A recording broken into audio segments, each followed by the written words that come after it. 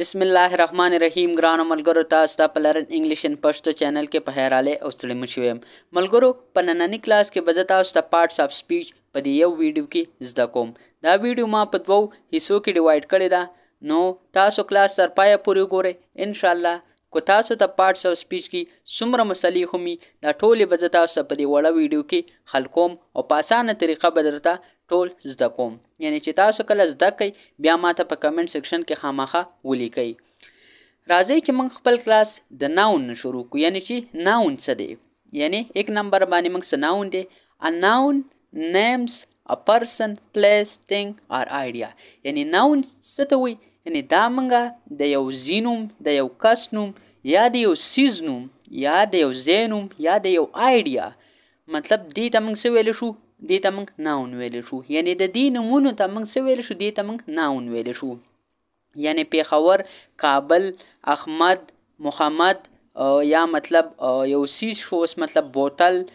کیک یعنی دا سری دا ټول موږ سره په څه کې راځي دا موږ سره په ناون کې راځي اوس مثال خبر اگزامپل درکم ډاګ سپی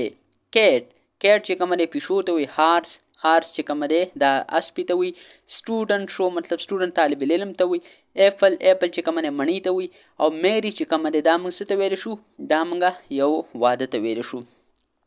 جنای نوم دی وساري ها نو دا چې کوم دی موږ سره ناون شو یعنی ناون دی به قسمونه هم دي خو زه کوشش کوم چې زه پیله تاسو ته دا په شارټ کټ کې زده کوم په اسانه طریقه تاسو زه پیله پوه کم نو بیا به ان شاء الله زه تاسو ته د دې ټایپس هم وایم یعنی په دې کې کامن ناون د کامن ناون موږ عام نوم ته یعنی لکه مطلب الګ جینۍ ښځه سړی او بیا پراپر ناون موږ څه ته وایي پراپر ناون موږ دې ته وایي چې لکه احمد مطلب ماریا وغیره دغه رنګې دې ته موږ پراپر ناون وایي او پراپر ناون چې تاسو کله هم یو جمله لیکئ نو دا به تاسو د غټ ټکي نه شروع کوئ یعنی د کیپټل نه اوس موږ سره اسه د دویم نمبر باندې اډوارب څه ته وایي ان اډوارب ټیلز how often how when where it can describe a verb an adjective or an adverb یعنی اډوارب چې کوم دی دا موږ ته یو څیز ښیي چې مطلب دا کار کله وشو کم ځای کې وشو څنګه وشو یعنی دا موږ ته ورب چې کوم دی ډسکرایب کوي یا موږ سره ایډجکټیو یا اډورب موږ سره ډسکرایب کوي یعنی هغه موږ ته بیانوي چې مطلب دا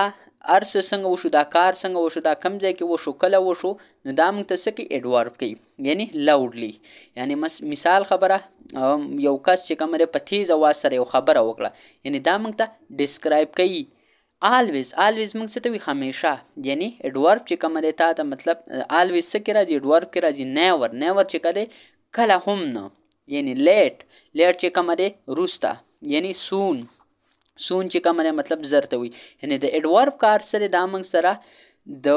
یو کار چې مطلب کله وشي په کم ځای کې وشي څنګه وشي او مطلب دا ټول موږ ته څه کوي دا موږ ته اډورب چې کوم دی دا موږ ته ډسکرایب کوي اډورب دا موږ ته ښیي یعنی که تاسو نه څوک تپوس وکړي چې اډورب څه ته وایي اډورب چې کومه دی دا موږ ته څه کوي دا موږ ته ښیي چې مطلب یو کار کله وشو څنګه وشو په کم ځای کې وشو یعنی او چېرته وشو نو دا موږ ته څه ښیي دا موږ ته اډورب ښیي اوس موږ سره سره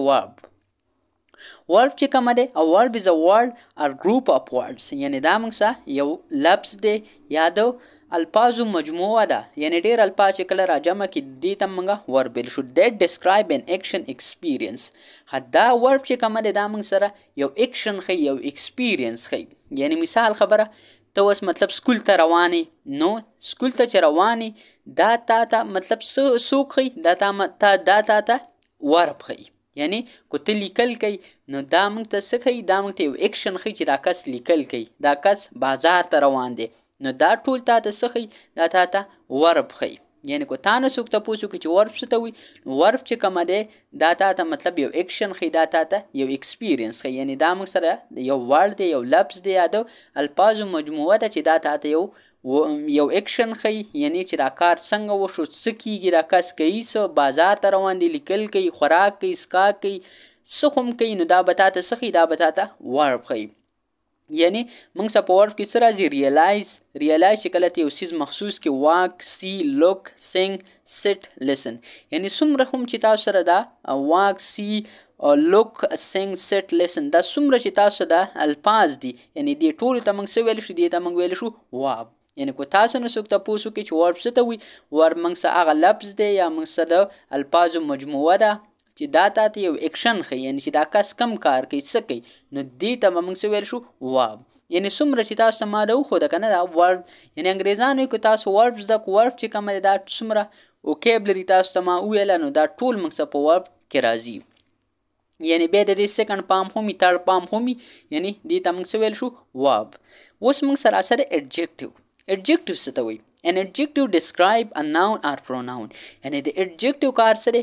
دا موږ سره noun یا pronoun چې کوم دی دا موږ سره describe کوي یعنی دا موږ ته بیانوي یعنی د دې اوس مثال څه دی red tall fat long short etc ها یعنی د adjective کار موږ سره دا دی چې دا موږ سره noun یا pronoun describe کوي څنګه describe کوي یعنی مطلب یو کس بدرنګ دی یو کس تیار دی یو کس اوږد دی لوړ دی یو کس چې کومه دی مطلب ورکوټی دی وړوکی دی د قد نه دا به تاته څوک ښیي دا به تاته ایډجکټیو ښیي یعنی د ایډجکټیو کار څه دی دا به تاته ناون یا پروناون دا به تاته ډسکرایب کوي یعنی چې دا کس چې کومه دی دا څه شی دی تیار دی مالداره دی غریب دی ورکوټی دی غټ دی څنګه خو چې می دا به تاته څوک ډسکرایب کوي دا به تاته ایډجکټیو ډسکرایب کوي یو ځلې بیا زه تاسو ته وایم چې تاسو نه څوک تپوس وکړي چې ایډجکټیو څه ته وایي تاسو به ورته وایي چې ایډجکټیو چې کومه دی دا موږ سره څه کوي دا موږ سره ناون یا پروناون دا موږ ته ډسکرایب کوي یعنی ناون او پروناون چې شي دا موږ سره یو انسان کیدلی شي یعنی هغه انسان به تاته ښیي چې دا تیار دی لوړ دی غټ دی څنګه هم دی مالداره دی غریب دی چې څه هم دی دا به تاته څوک ډسکرایب کوي دا به تاته ایډجکټیو ډسکرایب کوي اوس موږ سره د ویډیو بل پارټ دی دې کې موږ سره 5 نمبر پریپوزیشن یعنی preposition څه ته ویلی شي a preposition is used before a noun a pronoun or gerund to show place time direction in a sentence یعنی تاسو سمپل دا زده کوئ کو تاسو نه څوک تپوس وکړي چې preposition څه ته وایي دا preposition چې کومه دی دا موږ سره د noun نه pronoun یا د gerund نه مخکې استعمالیږي یعنی چې دا موږ ته څه وښیي دا موږ ته یو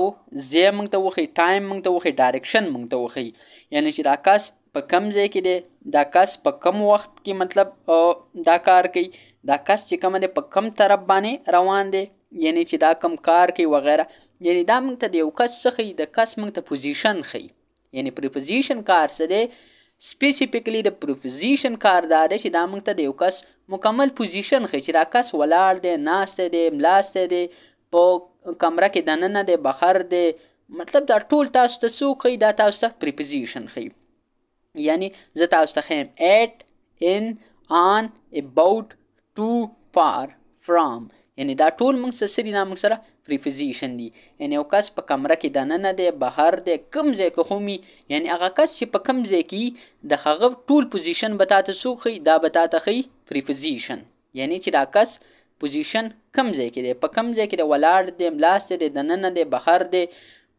کوم ځای کې هم دی دا به تاته څوک ښیي پریپوزیشن بل موږ سره سره کنجنکشن څه ته وایي کنجنکشن joins words or group of word in a sentence یعنی د کنجنکشن دا کار دی چې دا مطلب الفاظ چې کومه دی میلاوخي یا مطلب د ګروپ اف ورډ یعنی د الفاظو چې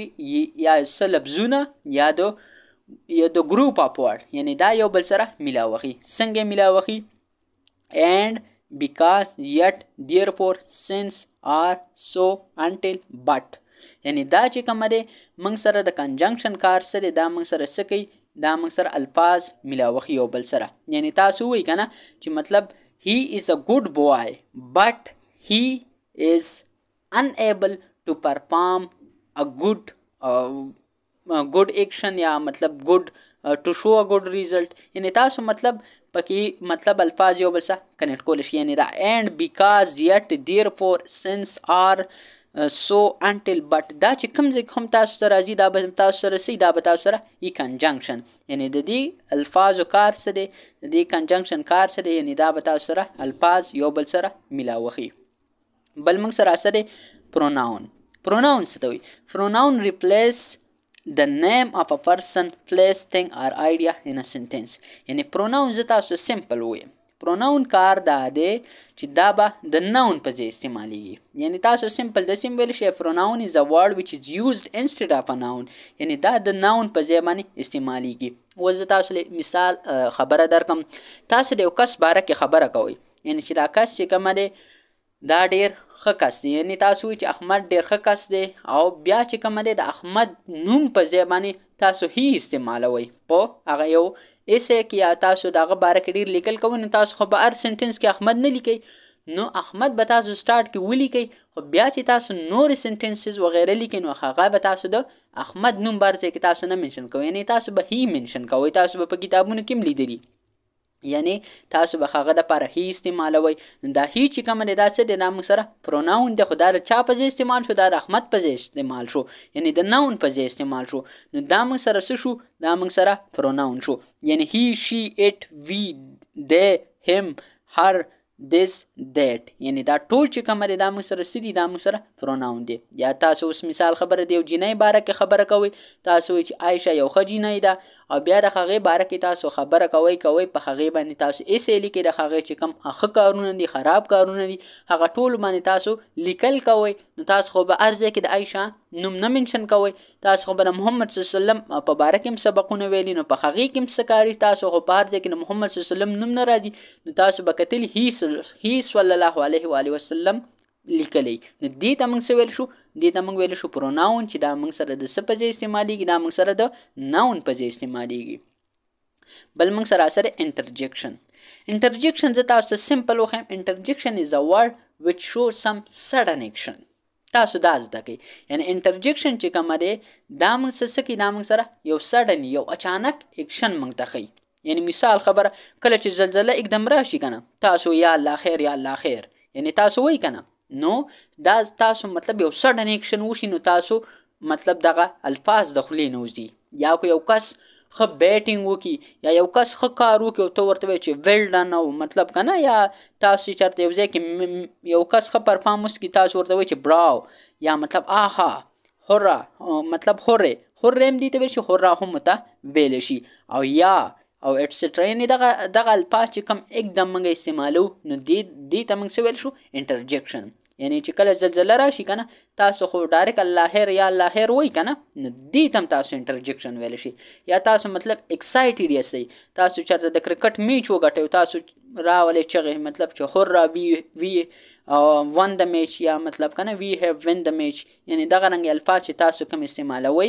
د سټرانګ ایموشنز، تاسو چې کوم جذبات دي هغه پکې ظاهروئ، نو دې ته تاسو څه ویلی شئ؟ دې ته تاسو ویلی شئ انټرجیکشن. نو ملګرو زه امید کوم چې تاسو به په دې باندې په اسانه طریقې سره پوه شوي یاستئ. که نه یاستئ پوه شوي نو ماته په کمنټ سیکشن کې خامخا کمنټ وکئ. ملګرو دا اوس زمونږ نننی کلاس چې پای ته ورسېدو، انشاءالله زه امید کوم چې په دې به تاسو په اسانه طریقې سره پوه شوي یاستئ. ملګرو نننی کلاس زمونږ پای ته ورسېدو، اوس ماله اجازت راکئ. انشاءالله تاسو سره به په یو بل نوي کلاس کې ملاقات کیږي. د خپل ځان ډېر ډېر خیال ساتئ، او ما په خپلو دواګانو کې هم یاد ساتئ. د الله په امان.